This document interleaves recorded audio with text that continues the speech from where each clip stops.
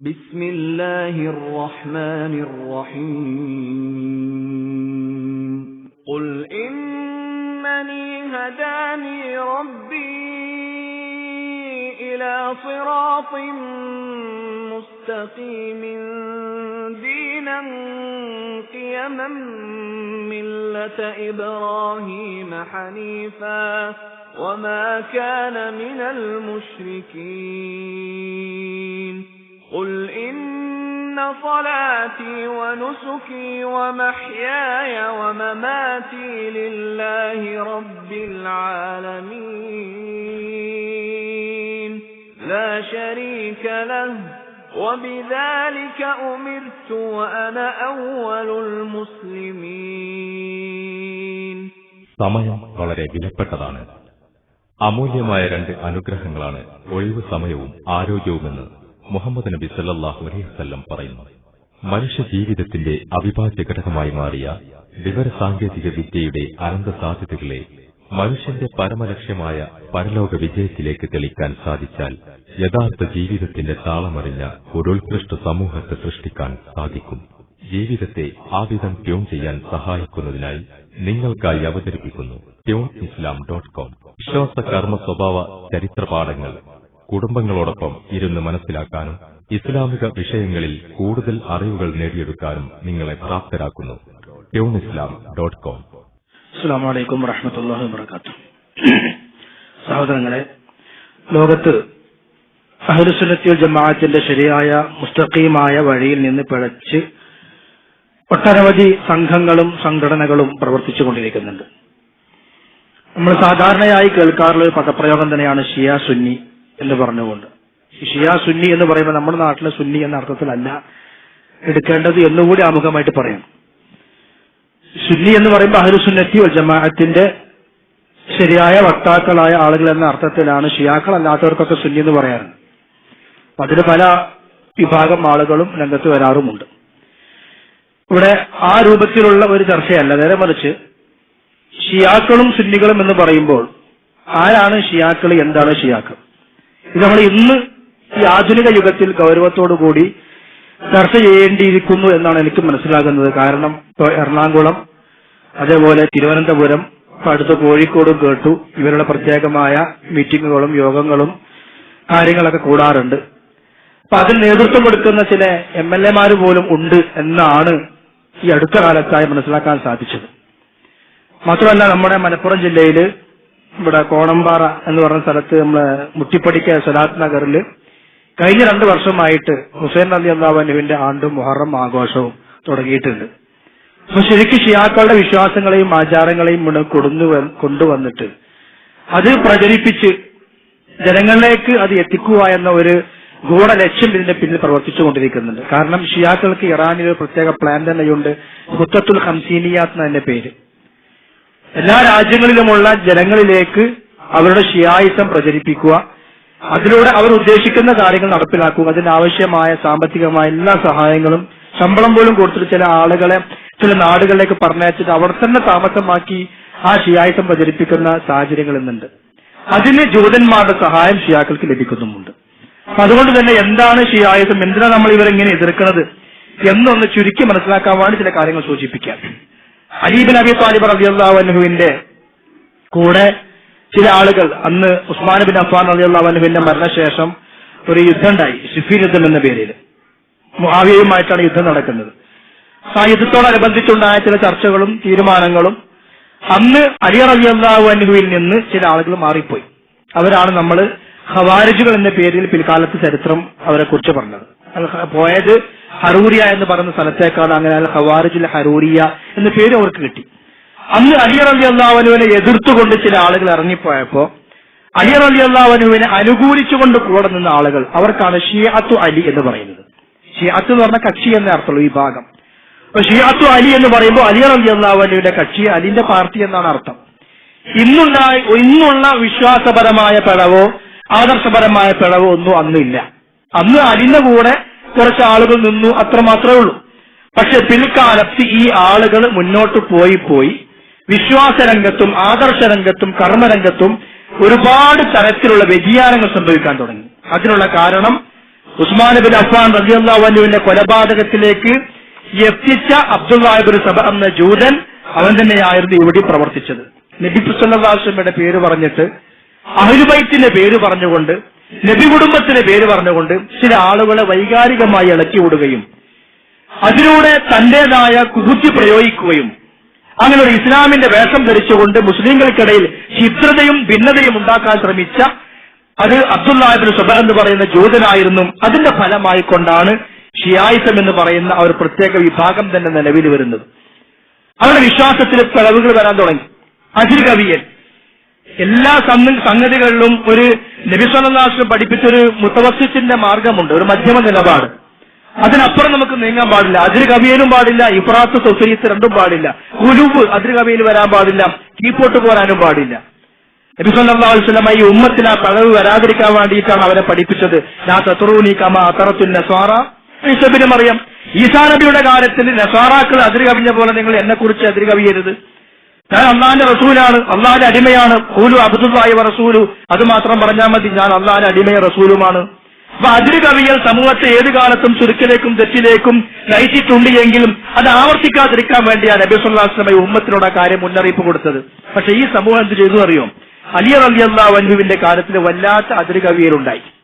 എന്ന് പറഞ്ഞാൽ അബ്ദുല്ലാഹ് ഇബ്നു സബ എന്ന് പറയുന്ന ആ ജൂതന്റെ പ്രവർത്തനത്തിന്റെ ഭാഗമായിക്കൊണ്ട് അവരിലുണ്ടായ ഒരു വിശ്വാസമായിരുന്നു ഖിലാഫത്തിന് അർഹൻ അലിയാണ്, അബൂബക്കറും ഉമറും ഉസ്മാനും അല്ല. അങ്ങനെയാണ് അലി റളിയല്ലാഹു അൻഹുവിനെ അവർ അജ്ർ കവിഞ്ഞു എന്ന് പറഞ്ഞത്. അവസാനം അലി റളിയല്ലാഹു അൻഹുവിനെ മാത്രം വലിയൊരു വലിയാക്കി നിശ്ചയിച്ച് അവസാനം അലി റളിയല്ലാഹു അൻഹുവിനെ ദിവത്വം കൽപ്പിച്ചു. അലി പടച്ചോനാന്ന് പറയുന്ന അവസ്ഥയിലേക്ക് എത്തി. ചരിത്രപരമായ രണ്ട് വീക്ഷണങ്ങൾ അവിടെ ഉണ്ട്. ഇബ്നു അബ്ബാസ് അവരെ തടുത്തു എന്ന് പറയുന്ന സംഭവമുണ്ട്. അത് അലി റളിയല്ലാഹു അൻഹു അദ്ദേഹത്തെ കുറിച്ച് ചില ആളുകൾ പറഞ്ഞു, അലി പടച്ചവനാണ്, അള്ളയാണ്, അള്ളാഹു ആണ് എന്ന് പറയുന്നിടത്തേക്ക് എത്തി ജനങ്ങൾ. അപ്പൊ അവരെ തീയിട്ട് കൊല്ലാൻ വേണ്ടി അലി റളിയല്ലാഹു കൽപ്പന കൊടുത്തു എന്നാണ്. അപ്പൊ ഈ ആളുകൾ പറഞ്ഞു, ഇപ്പൊ അലി അള്ളയെന്ന് ഉറപ്പായി, കാരണം തീ കൊണ്ട് ശിക്ഷിക്കുന്നവൻ അള്ളാഹു ആകുന്നു. വിശ്വാസം പിന്നെ അങ്ങനെ. അപ്പൊ അങ്ങനെ അവരെ തീർത്താൻ വേണ്ടി ഇബ്നു അബ്ബാസിനെ പറഞ്ഞതും ഇബ്നു അബ്ബാസ് അലിനോട് അവർക്ക് നടപ്പിലാക്കാൻ കൽപ്പിച്ച ശിക്ഷയിൽ നിന്ന് പിന്മാറാൻ പറഞ്ഞതും കുറച്ചാളുകളെ ശിക്ഷിച്ചതും ഒക്കെ ചരിത്രത്തിൽ വ്യത്യസ്തങ്ങളായ അഭിപ്രായങ്ങളും വ്യത്യാസങ്ങളൊക്കെ ഉണ്ട്. പറഞ്ഞു വരുന്നത് അജ്ർ കവിയലായിരുന്നു ഈ സമൂഹത്തിൽ ആദ്യം സംഭവിച്ച പ്രശ്നം. അത് നമ്മളിലും പാടില്ല. വ്യക്തിപരമായിട്ടുള്ള അജ്ർ കവിയല്, ഒരു വ്യക്തിയെ അമിതമായി പുകഴ്ച, ഒരു വ്യക്തിയെ അമിതമായിട്ട് നമ്മൾ വെക്കേണ്ടതിന് അപ്പുറം കൊണ്ടുപോവുക, ഒരു വ്യക്തി തെറ്റ് ചെയ്താൽ തെറ്റെല്ലാം ന്യായീകരിക്കുക, അതൊന്നും ഒരു മുസ്ലിമിനെ സംബന്ധിച്ചിടത്തോളം ഒരിക്കലും പാടില്ലാത്ത കാര്യമാണ്. അത് വലിയ ദുരന്തങ്ങളിലേക്കാണ് പിന്നെ ചെന്നെത്തുക. അങ്ങനെ ഈ സമൂഹം പിന്നീട് പഴച്ച് വിശ്വാസ രംഗത്തും ആദർശ രംഗത്തും ഇപ്പൊ തൗഹീദിന്റെ വിഷയത്തിൽ തന്നെ അള്ളാഹു അല്ലാത്ത അമ്പിയാക്കളോടും ഔലിയാക്കളോടും ഇട തേടണം എന്നാണ്. അങ്ങനെ ഇട തേടാൻ വേണ്ടി ഇവർ ഏറ്റവും പ്രധാനമായി പറയുന്നത് ഇവിടെ ഇമാമുമാരുടെ പേര് പറഞ്ഞിട്ട് പ്രാർത്ഥിക്കണം എന്നാണ്. ഷിയായിസത്തിന് നിലനിൽപ്പ് തന്നെ, ഷിയായിസത്തിന്റെ അടിസ്ഥാനം തന്നെ 12 ഇമാമുമാരാണ്. അതുകൊണ്ടാണ് ഇവർക്ക് അൽ ഇമാമിയ എന്ന് പറഞ്ഞത്. അൽ ഇമാമിയ അൽ ഇസ്ന അശ്രിയ 12 ഇമാമുമാരാണ്. അതേപോലെ തന്നെ ഇവർക്ക് എന്താ പറയാ, ഫാത്തിമിയാക്കൾ എന്ന് പറയാറുണ്ട്. കാരണം തുടക്കം അവിടെ മുതലാണ്.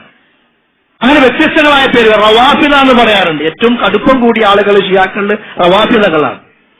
കാരണം പലരിലും വിശ്വാസങ്ങളിലും ആശയത്തിലൊക്കെ അല്പസ്വല്പം വീക്ഷണ വ്യത്യാസങ്ങൾ ഉണ്ടെങ്കിലും ഏതാണ്ട് ആശയക്ക് ഒന്നു തന്നെയാണ്. അത് തീവ്രത കൂടിയ ആളുകളാണ് റവാഫിദ എന്ന് പറയുന്ന ആളുകൾ. അപ്പൊ റാഫിദാക്കൾ എന്ന് പറയാറുണ്ട്, ഇമാമിയ എന്ന് പറയാറുണ്ട്, ഇസ്നാശരിയ എന്ന് പറയാറുണ്ട്, ഷിയാക്കളും എന്നും പറയാറുണ്ട്. ഷിയാത്തു അലി എന്ന് പറഞ്ഞ പേരിൽ തുടങ്ങിയതാണ്. പക്ഷെ പിൻകാലത്ത് അത് ഷിയ എന്ന് പറയുന്ന ഒരു തരത്തിലേക്ക് മാത്രം എത്തിച്ചു. അപ്പൊ അള്ളാഹു അല്ലാത്തവരോട് പ്രാർത്ഥിക്കാം, അള്ളാഹുവിലേക്ക് ഔലിയാക്കളിലൂടെ ഇടതേടാം. ആ ഔലിയാക്കന്മാര് ആരായിരിക്കണം? ഇവർ പറയുന്ന ഈ 12 ഇമാമുമാര്. അലി റളിയല്ലാഹു അൻഹു, അതിനുശേഷം മകൻ ഹസൻ, അതേപോലെ ഹുസൈൻ, അവരുടെ മക്കളായ ജൈനുൽ ആബിദീൻ, അവർക്ക് ശേഷം വന്ന ഹസൻ, അങ്ങനെ ജാഫർ, സാദിഖ്, ഇങ്ങനെ വരുന്ന കുറെ 12 ആളുകൾ. ഏറ്റവും അവസാനം വരുന്ന ആളാണ് മുഹമ്മദുൽ മഹ്ദി, 12ാമത്തെ ആള്. ഈ മുഹമ്മദുൽ മഹ്ദി തന്റെ 4ാമത്തെ വയസ്സിൽ എന്താ പറയാ സുറമൻ റഅ എന്ന് പറയുന്ന സ്ഥലത്ത് വെച്ചിട്ട് സർദാബ് ഈ എന്താ പറയാ മേഘക്കൂടയിൽ മറഞ്ഞു എന്നാണ് അവരുടെ വിശ്വാസമാണത്. മേഘക്കൂടയിൽ മറയുകയും ഇനി ഖിയാമത്ത് നാളാകുമ്പോൾ ഈ മഹദി തിരിച്ചു വരികയും ചെയ്യും. അതാണ് അൽ മഹദി അൽ മുൻതദർ എന്ന് ഇവർ പറയുന്നത്. ഇങ്ങനെ സംഗതി തന്നെയല്ല എന്നാണ്. ഈ മഹദിയുടെ വരവ് ഇവരുടെ വിശ്വാസത്തിന്റെ അടിസ്ഥാനമാണ്. എന്താ കാരണം? ഈ മഹദിന്റെ കയ്യിലാണ് യഥാർത്ഥ മുസ്ഹഫ് ഉള്ളത് എന്നാണ് ശേഖയുടെ വിശ്വാസം. ഇത് നമ്മുടെ കയ്യിലുള്ള ഖുർആൻ എന്തല്ല, യഥാർത്ഥ ഖുർആനല്ല. ആ ഖുർആനിൽ നിന്ന് ഒരുപാട് ആയത്തുകൾ നവാസിബകൾ എടുത്തു മാറ്റിയിട്ടുണ്ട്. നവാസിബ എന്ന് പറഞ്ഞാൽ അവർ പറയുന്നത് അഹ്ലു സുന്നത്തി വൽ ജമാഅത്തിനെയാണ്. ഖുർആനിലെ കുറെ ആയത്തുകൾ നമ്മൾ തിരുമറി ചെയ്തിട്ടുണ്ട്, കുറെ ആയത്തുകൾ ഒഴിവാക്കിയിട്ടുണ്ട്. എന്നിട്ട് ഇവർ ക്രോഡീകരിച്ചിട്ടുണ്ട് യഥാർത്ഥ ഖുർആന്റെ ശരിയായ ആയത്തുകൾ എന്താണൊക്കെ പറഞ്ഞിട്ട്. ഉദാഹരണമായിട്ട് ഇന്ന അലൈന ജംഅഹു വ ഖുർആന എന്നുള്ള ആയത്തുള്ള ഖുർആനില് അതിന് അവര് പറയാ ഇന്ന അലിയൻ ജമാഅഹു വ ഖുർആന എന്നാണ്. അലി ഒരുമിച്ച് കൂട്ടിയതാണ്. ഇന്ന അലൈന എന്നുള്ള ഞാൻ നമ്മൾ കൊടുത്തതാണെന്ന് അവരെ വാദം. ഇന്ന് ഷിയാക്കൾ നിലവിലുള്ള ഖുർആൻ അംഗീകരിക്കുന്നില്ല. നിലവിലുള്ള ഖുർആനിൽ നിന്ന് എടുത്തു മാറ്റപ്പെട്ട ഒരുപാട് ആയത്തുകളുണ്ട് എന്ന് പറഞ്ഞിട്ട് അവർ പറയുന്ന പല ആയത്തുകൾ. ഒരു ആയത്ത് കേട്ടോളൂ നിങ്ങൾ. യാ അയ്യുഹല്ലദീന ആമനൂ ആമിനൂ ബിന്നബിയ്യി വൽ വലിയ്യി الذين بعثناهما يهديانكم إلى صراط مستقيم نبي وولي بعضها من بعض وأنا العليم الخبير إن الذين يوفون بعهد الله لهم جنات النعيم والذين إذا تليت عليهم آياتنا كانوا بآياتنا مكذبين فإن لهم في جهنم مقاما عظيما إذا نودي لهم يوم القيامة أين الظالمون المكذبون للمرسلين ما خلفهم المرسلين إلا بالحق وما كان الله ليظهرهم إلى أجر قريب سبح بحمد ربك وعلي من الشاهدين. ആയത്ത് ഖുർആൻ ഉണ്ടായിരുന്നു എന്നാ ഇപ്പൊ ചോദിക്കാണത് അവിടെ. അവർ നമ്മോട് ചോദിക്കുക ആ ആയത്ത് ഇപ്പൊ എവിടെ? അഹ്ലു സുന്നത്തിന്റെ ആളുകൾ എടുത്തു മാറ്റിയെന്ന് അവർ പറയുന്നത്. അപ്പൊ ശരിയായ മുസ്ഹഫ് ഉണ്ട്, എന്നാ മുസ്ഹഫ് എവിടെ കൊണ്ടുപോവാ എന്ന് നമ്മൾ ചോദിക്കുമ്പോ, സുന്നത്ത് ജമാഅത്തിന്റെ ആളുകൾ ചോദിക്കുമ്പോ അവർ ആഗോള തലത്തിൽ പറയുന്ന മറുപടിയാണെന്ത്? അത് വരാനിരിക്കുന്ന മഹദിന്റെ കയ്യിലുണ്ട്. അപ്പൊ ആ മഹദി വന്നേ പറ്റൂ. അതുകൊണ്ട് ആ മഹദിയിലുള്ള ഒരു വിശ്വാസം പല കാരണങ്ങളുണ്ട്. അടിസ്ഥാനപരമായ കാര്യം ആ മഹദി വന്നാലേ ഒറിജിനൽ മുസ്ഹഫ് ഇവിടെ വരൂ. ആ ഒറിജിനൽ മുസ്ഹഫ് വന്നാലേ ഖിയാമത്ത് നാളിന്റെ മുമ്പ് ശരിയായ മതം ഇവിടെ നടപ്പിലാവൂ. ഇപ്പൊ എന്തില്ല? ശരിയായ ഇസ്ലാം ദീനില്ല. അതുകൊണ്ട് അവർ നിങ്ങളപ്പം കൂടൂല്ല. കാരണം നിങ്ങൾ ഖുർആനിലെ പകുതിയായിട്ട് നടക്കുന്നത് പകുതിപ്പല്ല. ആ മഹദിയുടെ കയ്യിലുള്ള മുസ്ഹഫിന്റെ പേരാണ് ഫാത്തിമി മുസ്ഹഫ്. ഇന്ന് അവർ എഴുതി വെച്ചു, അത് അവർ അംഗീകരിക്കുന്ന കാര്യമാണ്. പക്ഷേ അങ്ങനെയൊക്കെ ആണെങ്കിലും ഇതാണ് വലിയ ദീൻ എന്ന് പറഞ്ഞിട്ട് അതിനുവേണ്ടി മുദ്രാവാക്യം വിളിക്കുന്ന വേറെ ചില ആൾക്കാർ നമ്മുടെ നാട്ടിലുണ്ട്, ഷിയാക്കൾക്ക് വേണ്ടിയിട്ട്. ഞാൻ പറഞ്ഞു വരുന്നത് ഖുർആനിന്റെ വിഷയത്തിൽ വളരെയധികം പിഴച്ചുപോയ ഒരു വിഭാഗമാണ് ഇവര്. ഖുർആൻ ദുർവ്യാഖ്യാനിക്കുക, ഖുർആനിലെ ആയത്തുകൾ എടുത്തു മാറ്റുക, ഖുർആനിലെ ആയത്തുകൾ പുതിയ ചേർക്കാണ്ടെന്ന് അഭിപ്രായം പറയാം, എന്നിട്ട് നിലവിലുള്ള ഖുർആനിനെ അംഗീകരിക്കാതിരിക്കുക. ഹദീസുകളിലൂടെ സ്ഥിരപ്പെട്ടു വന്ന മുതവാത്തിറായ നിലക്ക് ഖുർആനിന്റെ ആ പരമ്പര നമുക്ക് ലഭിച്ചിട്ടുണ്ട്. ആ ഖുർആൻ തന്നെയാണ് ശരി. ഖുർആന്റെ വിഷയത്തിൽ അവർക്ക് പഴച്ചു എന്നു മാത്രമല്ല, ഷിയാക്കൾ ഒരു ഭാഗം പറഞ്ഞതെന്നറിയോ? ശരിക്കും പ്രവാചകനാകേണ്ടത് മുഹമ്മദ് നബി അല്ല, അലിയായിരുന്നു എന്നാ. അത് ജിബ്രീല് തെറ്റിപ്പോയതാണെന്നാ. ആ ജിബ്രീല് തെറ്റിപ്പോയി എന്നുള്ള വാദം ഷിയാക്കൾ പറയുമ്പോൾ അതിനർത്ഥം എന്താ? അവർക്ക് ഈ ഖുർആൻ വിശ്വാസം എന്നല്ലേ. ജിബ്രീലിനെ കുറിച്ച് അല്ലാഹു തആല പറഞ്ഞത് എന്താ? വിശ്വസ്തനാണ്. പല കാര്യങ്ങളും പുകഴ്ത്തി പറഞ്ഞിട്ടുണ്ട് ജിബ്രീലിനെ കുറിച്ചിട്ട്. ആ ജിബ്രീൽ ആ വിഷയത്തിൽ തെറ്റുപറ്റിയിട്ടില്ല. നസല ബിഹി റൂഹുൽ അമീൻ. അത് എത്തിച്ചു കൊടുത്തതോ നബി സല്ലല്ലാഹു അലൈഹി വസല്ലം. അള്ളാഹ് പറഞ്ഞ കാര്യം. അതിനെതിരെ ഷിയാക്കളുടെ സംസാരം എന്ത്? ജിബ്രീൽ വന്നിട്ട് ഇങ്ങനെ നോക്കിയപ്പോ മുഹമ്മദ് നബിനെ അലിനി ഒന്നിച്ചു കണ്ടു. രണ്ടുപേരും ഈ കാക്കകളെ തമ്മിൽ കണ്ട തിരിച്ചറിയില്ലല്ലോ എന്നപോലെ രണ്ടുപേരും ഒരേപോലെ ഒരേ മുഖച്ഛായയാണ്. ജിബ്രീൽ മാറിപ്പോയി അലിക്ക് കൊടുക്കേണ്ട വഹയിൽ മുഹമ്മദ് നബിക്ക് കൊടുത്തു. അതാ പ്രശ്നം സംഭവിച്ചത്.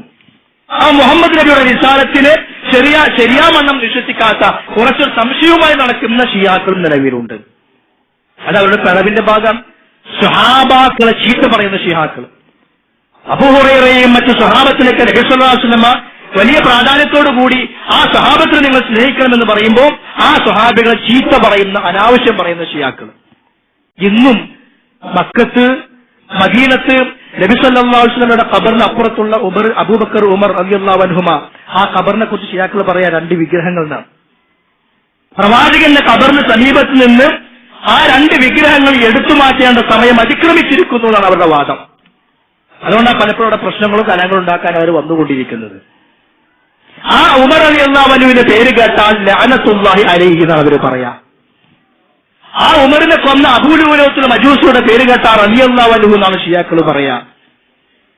സഹാബത്തിനെ കുറിച്ചുള്ള വിശ്വാസത്തിൽ വളരെയധികം പിഴച്ച പിഴവുമായിക്കൊണ്ടാണ്, നശിച്ച പിഴവുമായിക്കൊണ്ട് അവർ നടക്കുന്നത്. എന്തെല്ലാം അന്ധവിശ്വാസങ്ങൾ, എന്തെല്ലാം വിദ്യാർത്ഥികൾ സമൂഹത്തിൽ നിലവിലുണ്ടോ ഒക്കെ തുടക്കം പരിശോധിച്ചാൽ ഷിയാക്കളിലായിരിക്കും. ഇപ്പൊ ജന്മദിനാഘോഷങ്ങൾ ഇവിടുത്തെ കടന്നു വന്നതാ. നബി സല്ലല്ലാഹു അലൈഹി വസല്ലമയോടാകട്ടെ മറ്റുള്ളതാകട്ടെ കടന്നു വന്നത് ഷിയാക്കളിലൂടെയാണ്. അതിന് മുമ്പ് ഏർപ്പാടില്ല. ഉണ്ടായിരുന്നു ജൂതന്മാരും നസ്വാറാക്കളിലും. ഇസ്ലാമിന്റെ പരമ്പരയിൽ അങ്ങനെ ജന്മദിനാഘോഷം കാണാൻ കഴിയില്ല. മദ്ഹബിന്റെ പേരിൽ മാനമൗലിദുകൾ കെട്ടിയുണ്ടാക്കൽ. അലി റളിയല്ലാഹു അൻഹുവിന്റെ ഒക്കെ പേരിൽ ഒരുപാട് മൗലിദുകളുണ്ട്. അറബി ഭാഷയിലാണേ ഉള്ളൂ. അതിൽ കാണാം അലി റളിയല്ലാഹു അൻഹുവോട് പറയണം, അലിയെ നിങ്ങളില്ലായിരുന്നെങ്കിൽ, നിങ്ങളുടെ വിലായത്തില്ലായിരുന്നെങ്കിൽ ഈ ഫലക്ക് പ്രപഞ്ചം തന്നെ ഉണ്ടാകുമായിരുന്നില്ല. അലി ഇല്ലായിരുന്നെങ്കിൽ അല്ലാഹു തആല ആകാശത്തെയും ഭൂമിയെയും പടക്കുമായിരുന്നില്ല. അങ്ങനെ പറഞ്ഞിട്ട് അലി എങ്ങനെ പുകച്ച് പറയുന്നുണ്ട്. നമ്മുടെ നാടുകൾ, നമ്മുടെ ആളുകൾ ഓതിക്കൊണ്ടിരിക്കുന്ന മാല കിതാബിലും മൗലിദ് കിതാബിലും തന്നെയുള്ളത്.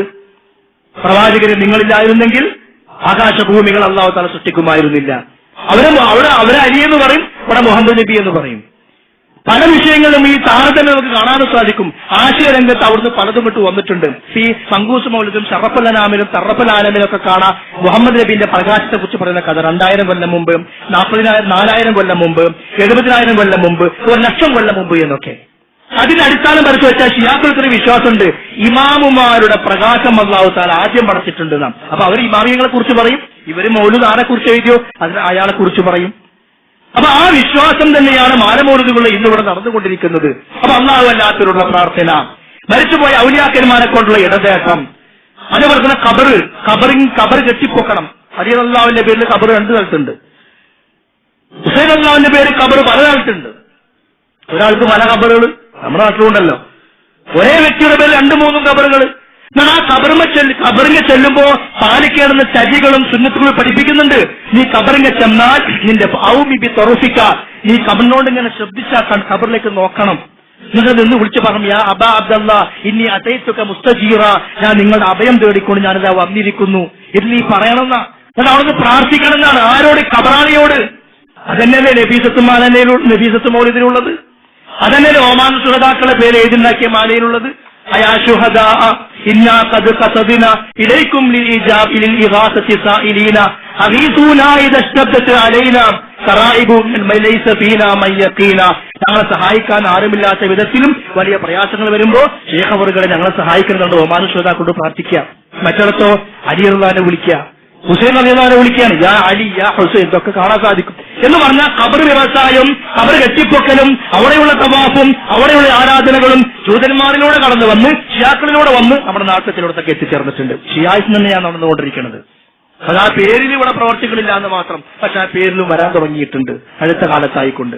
അപ്പൊ ഖബർ വ്യവസായവും ഖബർ ആരാധനയും ജന്മദിനാഘോഷങ്ങളും നഹ്സ് നോക്കല്, ദിവസങ്ങൾക്ക് നഹ്സ് നിശ്ചയിക്കാം, സമയങ്ങൾക്ക് നിശ്ചയിക്കല്. അതാണ് കർബലയിൽ ഹുസൈൻ റളിയല്ലാഹു കൊല്ലപ്പെട്ടതിന്റെ പേരിൽ ആ ദിവസത്തെ ഒരു ശകുനമായി കണ്ടു. അങ്ങനെ അവരുടെ നേതാക്കന്മാർ കൊല്ലപ്പെടുന്നതും മരണപ്പെടുന്നതും ഒക്കെ ശകുനത്തിന്റെ ദിവസമാക്കി മാറ്റി. നമ്മുടെ നാടുകൾ കലണ്ടർ എടുത്ത് നോക്കി എത്ര നഹ്സ, റബീഉൽ അവ്വലിൽ നഹ്സ്, റമളാനിൽ നഹ്സ്, ദുൽഹജ്ജ് മാസത്തിൽ ആദ്യത്തെ 10 ദിവസത്തിനുള്ളിൽ നഹ്സ് ഉണ്ട്. പല സ്ഥലങ്ങളിൽ ഇറങ്ങിയ കലണ്ടറുകളിലൊക്കെ റമളാനിൽ നഹ്സ് ഉണ്ട്. ഈ നഹ്സിന്റെ വിശ്വാസം ഷിയാക്കളിലൂടെ കടന്നു വന്നതാണ്. ഇങ്ങനെ ഏത് മേഖല പരിശോധിച്ച് നോക്കിയാലും ഖുർആനുമായി ബന്ധപ്പെട്ടുകൊണ്ടാകട്ടെ, സ്വഹാബികളുമായി ബന്ധപ്പെട്ടുകൊണ്ടുള്ള വിശ്വാസവുമായി ബന്ധപ്പെട്ടാകട്ടെ, അതേപോലെ തന്നെ ആളുകളെ പുകഴ്ത്തലും, അങ്ങനെ ഏത് മേഖലയിൽ നോക്കിയാലും ഷിയാക്കളുടെ വിശ്വാസത്തിൽ അതീവമായ ഗൗരവമേറിയ ഇസ്ലാമുമായി യാതൊരു ബന്ധവും ഇല്ലാത്ത കാര്യങ്ങൾ കാണാൻ സാധിക്കും. ഇപ്പൊ ബാങ്കിനെ കണ്ടില്ലെങ്കിൽ കേട്ട ആളുകളുണ്ടാവും, അഷ്ഹദു അല്ലാ ഇലാഹ ഇല്ലല്ലാഹ്, പിന്നെ ബാങ്കിൽ അഷ്ഹദു അന്ന മുഹമ്മദ് റസൂലുള്ളാഹ് എന്ന് കഴിഞ്ഞാൽ പിന്നെ അഷ്ഹദു അന്ന അലിയൻ വലിയല്ലാഹ്. നബി സ്വല്ലല്ലാഹു അലൈഹി വസല്ലം പഠിപ്പിച്ചു തന്നിട്ടില്ല. അതോ അഷ്ഹദു അന്ന മുഹമ്മദ് റസൂലുള്ളാഹ് എന്ന് പറഞ്ഞാൽ ബാങ്ക് കൊടുക്കുന്ന മുഅദ്ദിന് ബാങ്ക് നിർത്തിയിട്ട് പിന്നെ ചൊല്ലും സല്ലല്ലാഹു അലൈഹി വആലിഹി എന്ന് പ്രാർത്ഥിക്കും. സ്വഹബിഹി എന്ന് പറയില്ല. അഹ്ലു സുന്നത്ത് വൽ ജമാഅത്തിന്റെ അഖീദയാണ് വഅലാ ആലിഹി എന്ന് പറഞ്ഞാൽ സ്വഹാബിഹി എന്നും കൂടി പറയണം. കാരണം സുന്നത്തെ മാത്രം വിശ്വാസമാണ് സ്വഹാബത്തിന് വേണ്ടി ആ നിലക്കുള്ള പ്രാർത്ഥനയും ആ നിലക്കുള്ള വിശ്വാസം അവരെ കുറിച്ച്. ഇവർ സ്വഹാബി എന്ന് പറയില്ല, സ്വഹബി എന്ന് പറയില്ല, വഅലാ ആലിഹി ആലിഹി അവിടെ നിർത്തും. നബി കുടുംബത്തിന്റെ പേരിൽ മാത്രം. അത് ആ ജൂതൻ ഉണ്ടാക്കി കൊടുത്ത വിശ്വാസമാണ്. പ്രവാചകന്റെ പേര് പറഞ്ഞിട്ട് അവരുടെ അറിവില്ലായ്മയെ അന്ന് ചൂഷണം ചെയ്തതാ. പക്ഷെ അത് വ്യാപകമായ വിശ്വാസ മേഖലയിലേക്ക് പ്രചരിച്ചു. അപ്പൊ കർമ്മരംഗത്തും ഏത് രംഗത്ത് പരിശോധിച്ചേക്കാരും ഒരു മുസ്ലിമിന്റെ നിസ്കാരമല്ല അവർക്കുള്ളത്. ജമ്മു കസൂർ എപ്പോഴും ആകാനാ. എന്നും നിങ്ങൾ യാത്ര പോകണമെന്നില്ല, എന്നും ജമ്മു കസൂർ തന്നെയാ. അപ്പൊ ഒരു 3 നേരൊക്കെ നിസ്കാരം ഉണ്ടാവുള്ളൂ. ദുഹൂറും അസുറും ഒന്നിച്ചിട്ട് ജുമ വേണ്ടവർ നിസ്കരിച്ചാൽ മതി, സൗകര്യം. ആ നിലക്ക് കർമ്മരംഗത്തത് വലിയൊരു വിശാലമായ വിഷയം. അപ്പൊ കർമ്മരംഗത്ത് പഴച്ചു, ആദർശ രംഗത്ത് പഴച്ചു, വിശ്വാസ രംഗത്ത് പഴച്ചു. ഇതേപോലെ തീവ്രവാദ ചിന്താഗതിയും കടന്നു വരുന്നത് പലപ്പോഴും ഷിയാക്കളിലൂടെ. നമ്മളിവിടെ ഇസ്ലാമിന്റെ ആളുകളാണ്, ജിഹാദിന്റെ ആളുകളാണെന്നൊക്കെ പറഞ്ഞിട്ട് സിറിയയും ഷാമൊക്കെ പറയാറുണ്ടല്ലോ. ഹൂത്തികൾ കഴിഞ്ഞ ഈ അടുത്ത കാലത്ത് മദീനത്ത് പിന്നെ അക്രമവും പ്രശ്നങ്ങളൊക്കെ ഉണ്ടായല്ലോ. ആരുടെ ഭാഗത്താണ് വന്നത്? ഹൂത്തികളുടെ ഭാഗത്ത്. ആരാ നിയന്ത്രിക്കുന്നത് അതിനെ? ഷിയാക്കള. അപ്പൊ വിശ്വാസ മേഖലകളിലും ഒപ്പം തീവ്രവാദ ചിന്താഗതിയും മുസ്ലിം സമൂഹത്തിനെതിരെയുള്ള, കാരണം നമ്മളിവിടെ ഡോക്യുമെന്റ് തയ്യാറാക്കി, അതിന്റെ കാതൽ അതാണ്. ഇസ്ലാം മുന്നോട്ട് വെക്കുന്ന ആശയം ആർക്കെല്ലാം ജീവിതത്തിന് ഭൗതികോപാധികൾക്ക് തടസ്സമാകുമോ അവരെല്ലാം ഇസ്ലാമിന്റെ ആശയങ്ങൾക്കെതിരെ രംഗത്ത് വന്നിട്ടുണ്ട്. അതിൽ ജൂതന്മാരുണ്ട്, അതിൽ നസ്വാറാക്കളുണ്ട്, അതിൽ ഷിർക്കിന്റെ ആളുകളുണ്ട്, അതിൽ കച്ചവടക്കാരുണ്ട്, അതിൽ ഷിയാക്കളുണ്ട്, എല്ലാവരും ഉണ്ട്. കാരണം ഇസ്ലാം മുന്നോട്ട് വെക്കുന്ന ആദർശം അത് ജനങ്ങളെ ശരിയായ റൂട്ടിൽ പിടിച്ചു നിർത്തി ദൈവവുമായി അള്ളാഹുമായി ബന്ധപ്പെടുത്തുന്ന മതമാണ്. അത് ഒരു വിശ്വാസിയുടെ മനസ്സിൽ ഉറച്ചു കഴിഞ്ഞാൽ അവനെ ഭൗതികമായി ചൂഷണം ചെയ്യാൻ ഒരു മതവിഭാഗത്തിനും കഴിയൂല, ഒരു ഭൗതിക പ്രസ്ഥാനങ്ങൾക്കും സാധിക്കൂല. അപ്പൊ ജനങ്ങളെ ചൂഷണം ചെയ്യാൻ എന്ത് ചെയ്യണം? അവരെ മറ്റുള്ള വഴിയിലേക്ക് തിരിച്ചുവിട്ട്, അല്ലെങ്കിൽ ഇസ്ലാമിന്റെ പേരിൽ ചീത്തപ്പേരുണ്ടാക്കിയും, അല്ലെങ്കിൽ ഇസ്ലാമിനെതിരെ തീവ്രവാദം ആരോപിച്ച് സ്വന്തം തീവ്രവാദങ്ങളുമായിട്ട് വന്ന് ഇസ്ലാമിനെ തകർക്കുക. ഈ ലക്ഷ്യം ഇന്ന് പലയിടത്തും നടന്നുകൊണ്ടിരിക്കുന്നുണ്ട്. അപ്പൊ ഷിയായിത്ത് എന്ന് പറഞ്ഞത് ഒരിക്കലും നമുക്ക് അടുപ്പിക്കാൻ പറ്റാത്തൊരു വിഭാഗം തന്നെയാണ്. അവരുടെ കലിമത്ത് തൗഹീദ് ഒരിക്കലും